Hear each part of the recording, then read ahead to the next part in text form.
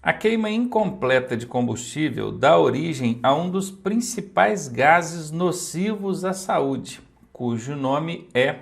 Olha, toda vez que falar na sua prova de queima incompleta, olha aqui, ó, queimou o combustível, mas não queimou por completo. O gás que vai sair lá pelo escapamento é esse aqui, ó, monóxido de carbono. Ele é um gás inodoro, ou seja, você não sente o cheiro dele igual você sente da fumaça ou de outros gases. Ele é incolor, você não consegue ver ele, a fumaça você vê, não vê? E ele é inodoro, incolor e insípido. Você não sente o sabor, a fumaça, você sente o sabor da fumaça. Você tampar o nariz assim, ó, e fechar os olhos, você ainda assim vai sentir o sabor da fumaça.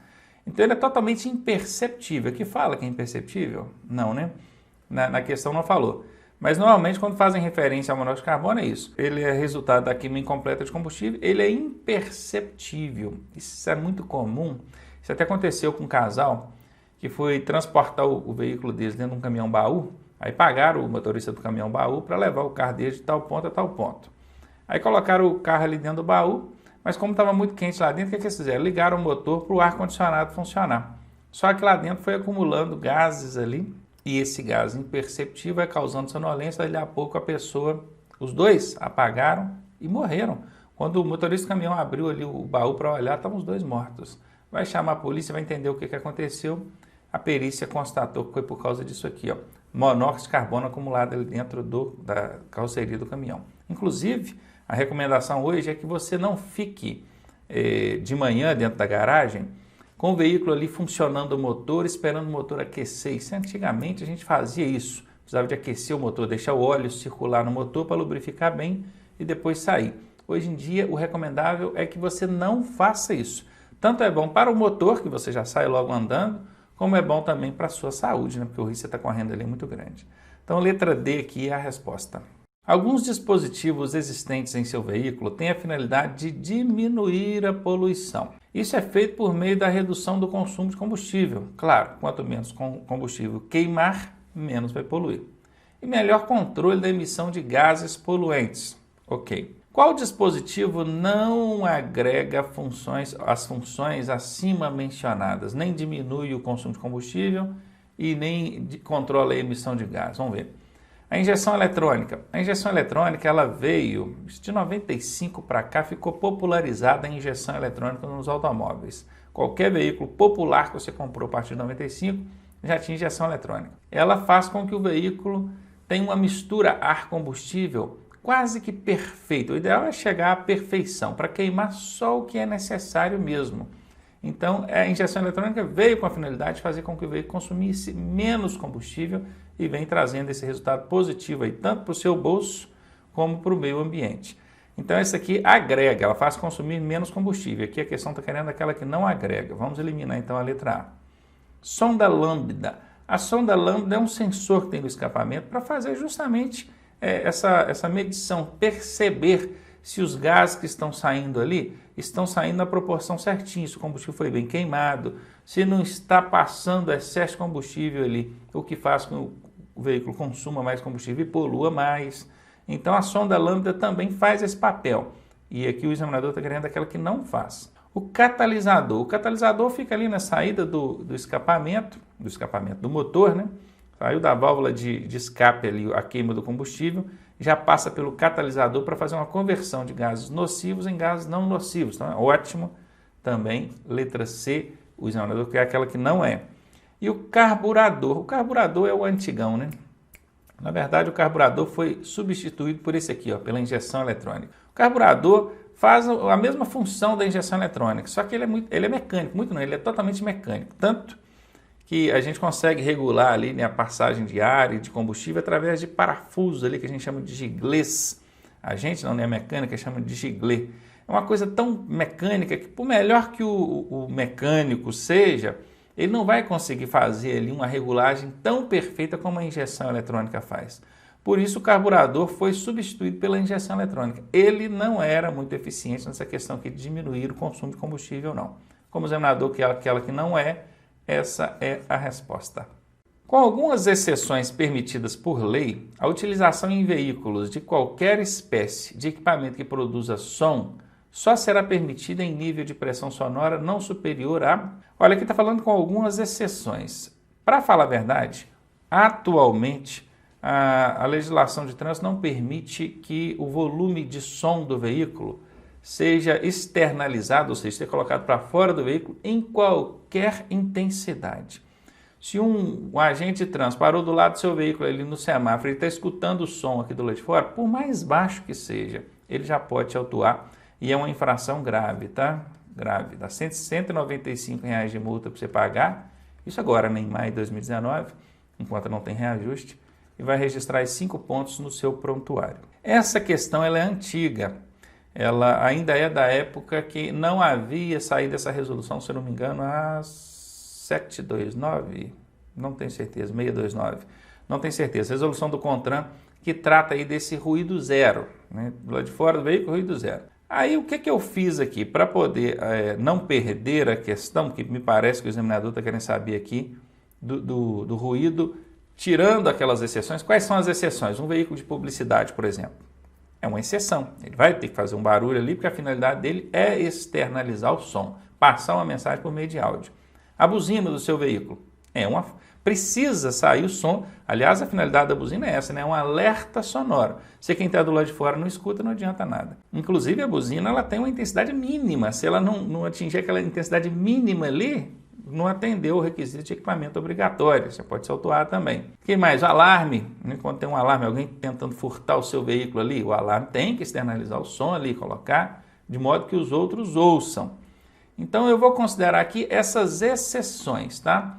Porque o som do veículo, ele não pode mais ser exposto, externalizado em volume nenhum, intensidade nenhuma.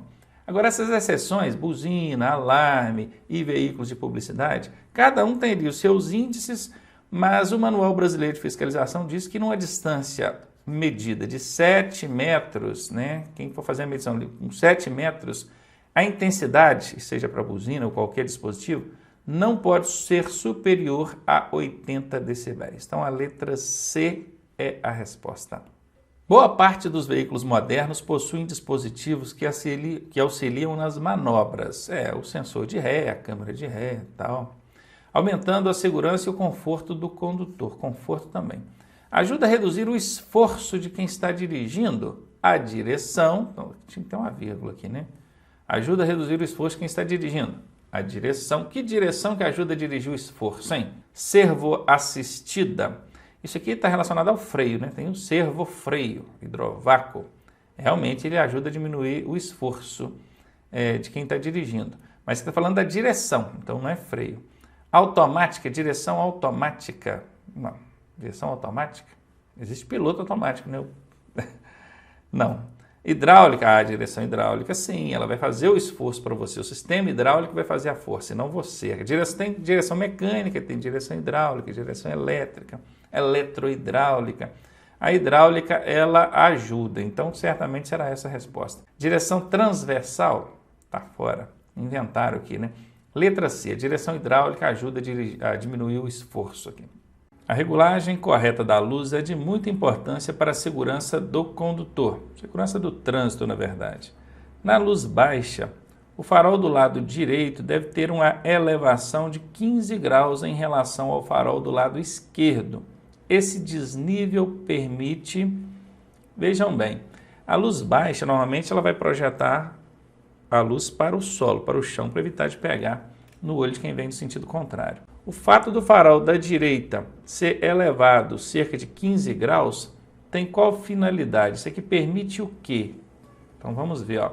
Aqui fala 15 graus, né? Isso. Iluminar a margem direita da via. Olha, a margem direita está no chão. Se a finalidade fosse iluminar aquela linha marginal direita, não teria motivo para elevar o farol direito cerca de 15 graus, concorda? Então, se quer clarear o que está no chão, para que vai elevar a luz, né? Então, não é essa. Tornar visível as placas de sinalização? Pode ser. As placas já estão um pouquinho mais altas ali na margem da pista. Então, elevando, você vai ver ali a sinalização vertical, são as placas.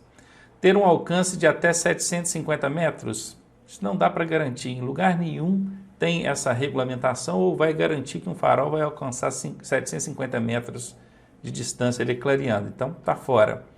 Melhorar a visão do acostamento pelo condutor. O acostamento é a lateral da pista ali no pavimento, no chão. Também não é a finalidade. Se fosse, não seria a elevação do farol, né? E sim abaixar, conforme já está ali no farol baixo. Então, letra D está fora. A resposta é mesmo aí, letra B. A formação do condutor compreende a realização, então, quer dizer, para formar o condutor, para ele se habilitar, compreende a realização de quê? O que ele vai precisar de fazer para formar condutor? De exame escrito é o teórico, né? E de direção veicular, sim. Aqui é o teórico e o prático. Precisa disso? Precisa. Letra A pode ser a resposta. De exame de aptidão física e mental, sim, é o que você faz lá na clínica. Letra B também serve como resposta. De avaliação psicológica, sim, precisa de avaliação psicológica também. Então, letra C, aqui resposta todas. Letra D, e vai a dica aí. 80%, 90% das vezes que na última aqui, ó, na letra D, tiver escrito todas, a resposta será essa. De acordo com o CONTRAN, CONTRAN é o Conselho Nacional de Trânsito, né, órgão máximo normativo, consultivo e coordenador do Sistema Nacional. O candidato que requereu, ou seja, pediu a abertura do processo de habilitação, terá qual prazo para a conclusão desse processo, hein? Você que tem processo de habilitação, começou o seu processo de habilitação, então a contar do dia ali do registro seu lá na base nacional, na BINCO, você tem um prazo ali para concluir o processo. Se não concluir, tem que voltar lá na estaca zero. Que prazo é esse? 2 meses? Não, não é 2 meses não. 2 anos? Quem dera, né? O ideal é que ele fosse 2 anos, seria um prazo bom aí, mas não é não. 12 meses? Essa é a resposta. A letra C, questãozinha fácil e obviamente você sabe dessa. É órgão executivo rodoviário dos estados, e também do Distrito Federal, porque o Distrito Federal, né, Brasília, não é um estado e também não é a União, então ele é uma unidade ali da federação. O DENIT é o Departamento Nacional de Infraestrutura e Transporte, não é, aqui nós estamos querendo dos estados. Sempre que tiver a letra N no meio aqui da sigla, é nacional. Se for no final, não, tá gente? Por exemplo, DETRAN. Aí o N está lá no final, aí não conta a regrinha aqui não. Falando o N, se tiver o N no meio aqui da sigla, é nacional. Então esse aqui é nacional. DER, o que tem no meio aqui é o E, é de estado. Pode ser essa a resposta, hein? Olha a macetinha aí, ó. PRF, o próprio F aqui, né? Federal, não é estadual. Tá fora. Todas estão corretas? Não, não estão todas não. Sem saber que órgãos são, só pelo macetinho do N e do E aqui você já conseguiria responder, né?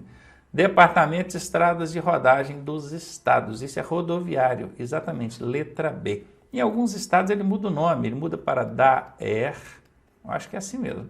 Lá no Acre é DEACRE, como é que é? Eu acho que é assim, DEACRE, eu acho que é assim, sei lá. Enfim, ele muda, mas é esse aqui, Departamento Estadual, vai ter aqui o E aqui, ó. Beleza? De rodagem. Show! Condutores com até 65 anos de idade devem renovar seu exame de aptidão física e mental, que é a renovação da habilitação, né? De quanto em quanto tempo? Bom, atualmente nós estamos em maio de 2019. O Bolsonaro, nosso querido presidente aí, está falando em mudar o prazo de renovação para 10 anos. Se ele está falando em mudar para 10 anos, automaticamente você já sabe que não é essa a resposta. Ele ainda não mudou. E outra coisa, tem gente que todo dia pergunta, já mudou? Agora é 10 anos? Para mudar tem que ter uma lei. E para alterar o Código de Trânsito Brasileiro. O código é uma lei, você não mexe numa lei por meio de resolução. Se fosse uma simples resolução, o presidente mandava a ordem lá para o CONTRAN publicava a resolução, mudava para 10 anos. Pronto, mas não é, isso é lei, está no código. Então o presidente tem que propor uma lei, é um projeto de lei, isso vai passar pelo Congresso Nacional, deputados e senadores, aprovado nas duas casas, volta para ele, presidente, sancionar e aí então alterar o código. Não é coisa rápida não, tá? Isso demora um pouquinho. Atualmente, a renovação para quem tem até 65 anos de idade, ela é feita de 5 em 5 anos, letra C. Se porventura tivesse perguntado aqui para quem tem mais de 65 anos de idade, aí seria a letra A, porque quem tem mais de 65, hoje, renova de 3 em 3 anos. Condutor habilitado na categoria C, reincidente em infração média nos últimos 12 meses. O que é reincidente? Cometeu mais de uma média. Cometeu uma, dali a uns meses foi cometer outra. No período de 12 meses ele reincidiu, repetiu infração média nos últimos 12 meses. Esse condutor aqui, ele não poderá o quê? Adicionar uma nova categoria à sua Olha, o Código de Trânsito não fala nada sobre adicionar CC. Às vezes o cara tem uma categoria C, que é para dirigir caminhão, vamos falar grosso modo, tá? Caminhão. E aí ele quer colocar agora a ACC. A CC nem é categoria, é uma habilitação, uma autorização para conduzir ciclomotor, a cinquentinha. Então o código não restringe. Nesse caso aqui, não restringe, não tem essa restrição. A letra A está fora. Olha aqui, a mesma coisa acontece aqui na letra B, está fora. Renovar o exame de sanidade física e mental. A carteira dele venceu os 5 anos. Quer dizer que ele não pode renovar não porque ele cometeu infração média nos últimos 12 meses? Não tem nada a ver, não é impedimento também.